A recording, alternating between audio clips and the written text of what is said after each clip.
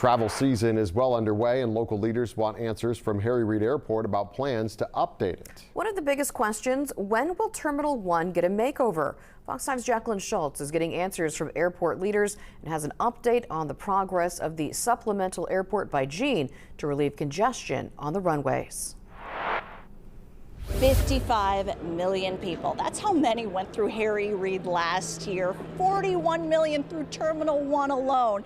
Airport officials say there's a balance, keeping the flights going while doing construction. We got casinos, they got everything here. Needs an update. It's not so bad compared to some of the ones that we've been flying in and out of. The problem is they're flying into beautiful terminals, of course, around the country. Yes. And they're complaining about the first thing that a visitor sees when they arrive here. Even Clark County Commissioner Jim Gibson gets an earful. When will Terminal 1 get much needed upgrades to aging facilities, especially at the gates? This is a look at the modernization plan. I would love to just, okay, we're shutting down A and B gates, let's go to town, but we can't do that, especially at Terminal 1. We are congested. 50% of all the visitors come through our airport and airport system, and without the airport, the whole Las Vegas tourism economy shuts down. Airport leaders promise a construction timeline is coming. They need to work with airlines to make sure the flights can still come in.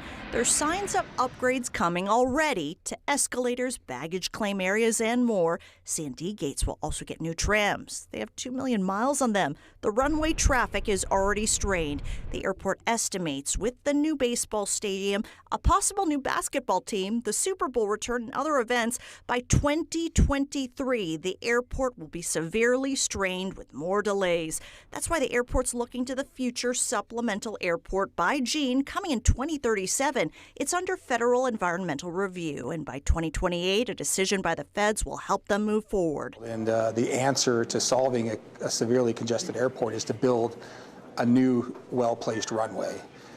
In our case, we can't do that at Harry Reid, and that's why the Southern Nevada Supplemental Airport comes into play. By the end of the year, that's when airport leaders say we'll start to see renderings for what Terminal 1 will eventually look like.